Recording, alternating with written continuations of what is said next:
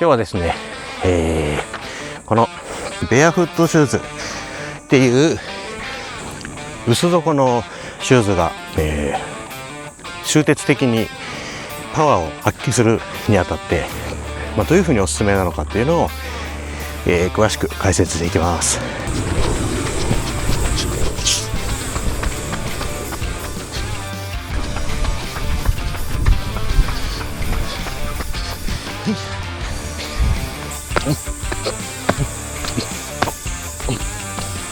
はい、こんにちは。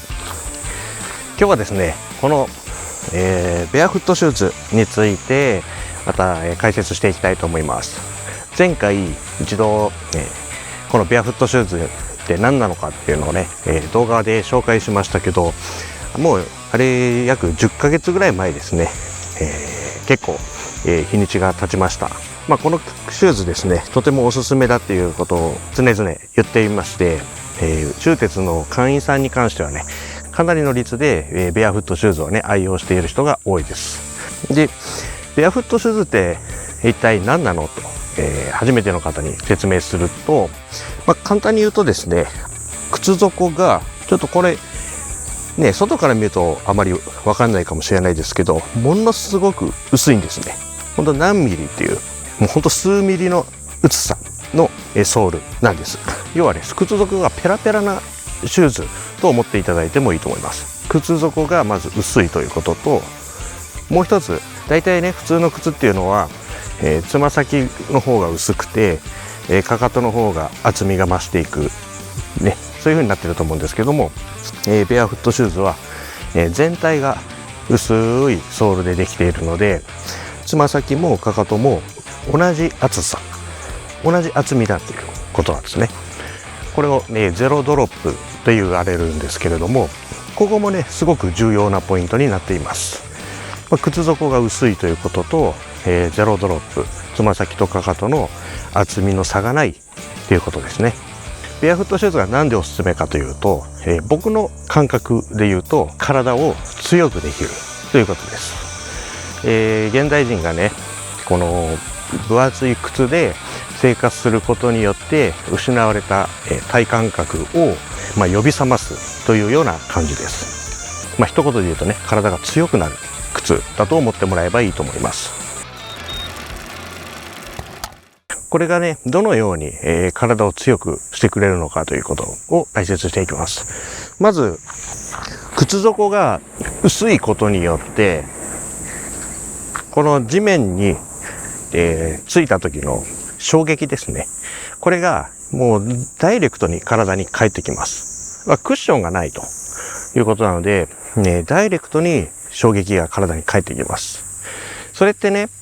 体に良くないんじゃないか、膝を痛めるんじゃないかっていう心配、があると思うんですけども、実はですね、そうではなくて、人間っていうのは本来、当然裸足でね、生活をしていたわけなんですよね。素足で歩いて、走って飛んで、衝撃を吸収するっていうのは、本来、我々の人間に備わっていたはずの能力なんですね。それを体のね、関節とか運動の連鎖、体のね、運動連鎖によってうまく衝撃が吸収されていたはずなのに、分厚い靴底で衝撃をね、変わって吸収してしまうということに慣れすぎてしまって、人間は本来のうまく吸収するという役割を失ってしまっているんですね。この薄底の靴を履くことによって、要は裸足で歩く状態を疑似的に、作り出すということなので、衝撃はもろに返ってくるんですけども、じゃあその衝撃をね、どうやって体の中で吸収して向き合っていくかという、そういう状態になった時に、自然とですね、必要な機能であったり、体使い、バランスとかね、いろんなものが適切な方向に向かっていくというか、そういうふうに育てていくっていう感覚かな。そんな感じが近いと思います。なので、この薄底のシューズを履くことによって、体が楽になるわけではなくて、最初はね、結構足が痛くなったりとかね、きついなっていう印象を持たれる人がね、ほとんどだと思うんですけども、それが、自然な状態であるよっていうことで、そうやって体を、作り変えていく、育てていくっていう目的だと僕はね、考えています。で、もう一つはね、このゼロドロップってさっき言いました、つま先とかかとの厚さが均一だというところですね。これは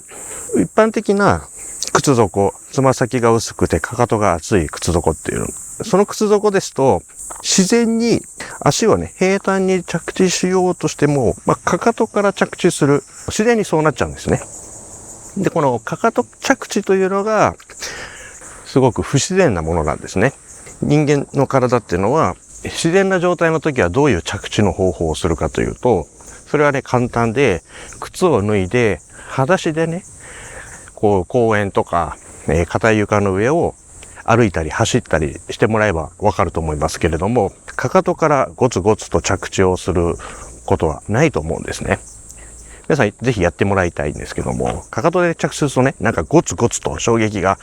体に伝わってきて、すごく不快な感じがすると思うんです。例えばジャンプでもそうですね。こうやってジャンプをするときに、自然とね、衝撃を吸収しようとすると、つま先で着地しますよね。この時にかかとで、ゴン着地したら、相当な衝撃が体に返ってくるので、これをね、走りながらやってると思うと、いかにね、体にとって、このかかとでゴンゴンつく動きっていうのが不自然なことなんだっていうのがすごくよくわかると思います。で、つま先とかかとの厚みが均一であることによって、素足にと同じような状態になるので、自然とね、かかとでガンとつく癖がなくなっていくと。自然に足の前の方で着地しつつ、こう、衝撃をうまく吸収するっていう。そうやって自然な体使い、自然な歩き方が備わっていくという感じですね。そして、僕がね、この終鉄チャンネルでなんでこれをすごくお勧めしているかというと、健康志向で言っているわけではなくてですね、実はこのパワーを養成するのに、このベアフットシューズで学べることっていうのがとっても重要な意味を果たしているんですね。まず、この地面に対して体がきちんと衝撃を吸収すること、きちんと適切に吸収することができると、今度はこの地面反力を使うときにも、その体使いというのは有効になるんですね。足先から体幹にかけての運動連鎖がきちんと吸収できないと、逆にこの床反力をね、力として発するときにも、うまく力が発揮できない。なので、この床反力を体でダイレクトに感じて、それを自分の体の中で一旦は吸収して、それをさらにロスなく、反力として、さらに力を発するときにも活用するっていうのを学ぶときに、めちゃくちゃ大事なんです。書籍でもお勧めしました。この、ジャンプの練習ですね。硬い床の上で、タンタンタンタンとジャンプする。これなんかも床反力を全身の連動でもってパンとそのまま力に変えるっていう練習にちょうどとってもおすすめなんですけども、そういう練習するのに柔らかい靴底の靴だと絶対にこの体のつながりっていうのは鍛えられないです。衝撃をね、吸収しっぱなしではなくて、吸収した途端にね、もうバンと逆に跳ね返すような力を養っていく必要があるので、ちょっとやってみますね。ここから強く地面を叩きつける感じで、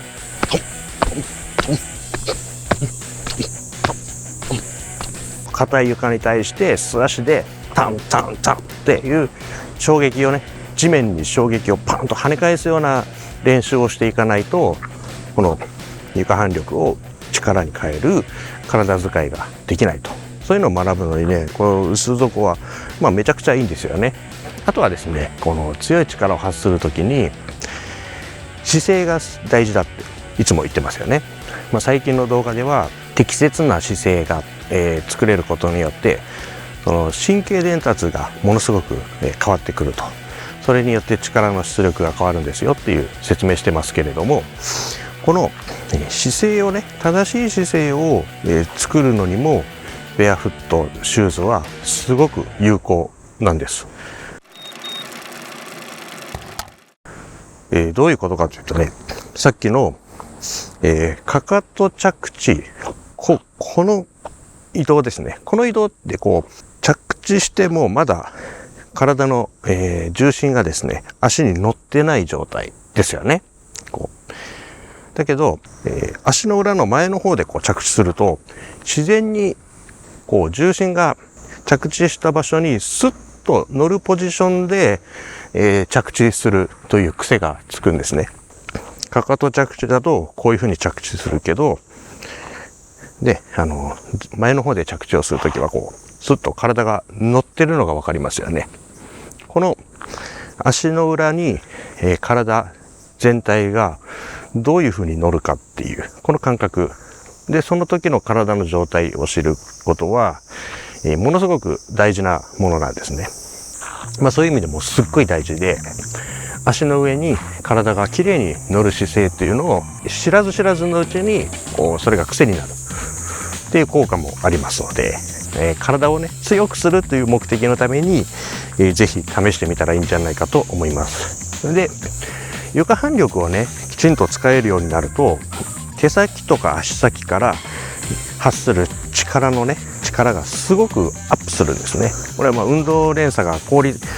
最適化するからというところなんですけども、この時の足先が地面を踏む力というのもすごく強くなるので、足の指とかね、足の裏の筋肉もねすごくこう効いてくるというか活性化してくるんですよ。で、シューテツのね会員さん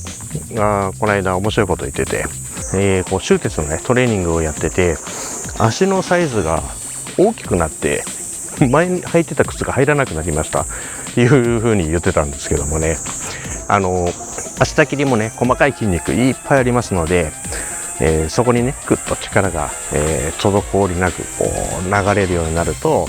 足もねちょっとごつくなってくると。僕の足がかなりねちょっとごついんですけども、そういう風になってくるっていう変化もあったりします。